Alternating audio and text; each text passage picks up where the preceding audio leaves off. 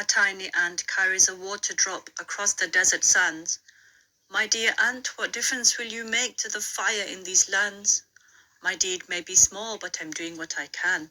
So Allah won't say that from oppression I ran.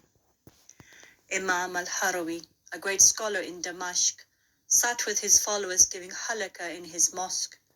In July 1099, when Jerusalem bled, the streets were full of bodies, men, women, children dead. The Crusaders attacked thousands in their homes, markets, and alleyways. Brutal killing, streets filled with corpses, all in 10 days. When the attackers reached Al-Aqsa, the surviving Muslims fled, with the final Mus'haf of the Caliph Uthman, whose blood had also been shed. Was it fate that the Mus'haf was placed in Al-Aqsa years ago to foreshadow this brutality that would come through its door? The Marwani Musalla turned into stables for the horses of the Crusaders. Al-Aqsa Mosque became the home of the brutal invaders. The Muslims fled from Al-Quds to Ash-Sham, exhausted, looking for a safe retreat. They wandered upon the great Sheikh Harawi and told them of the defeat. He kissed the Mus'haf and told his people to attend to their need.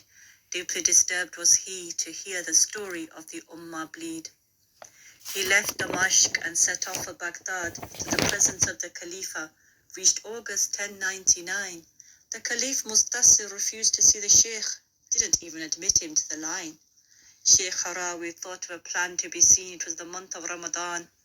The Muslims were fasting in the great mosque of Damascus with high levels of Iman. Sheikh Harawi that day opened his fast with the date that he had. He sat in the great mosque. The Muslims thought this bad.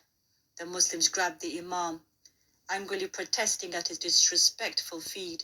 The presence of the Khalifa Mustasir he had sought had been delivered by this deed.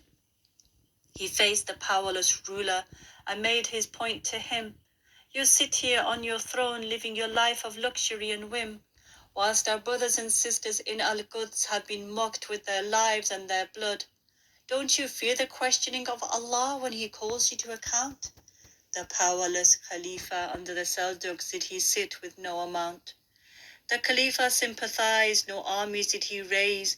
He was weak and had no control to raise the banner worthy of praise.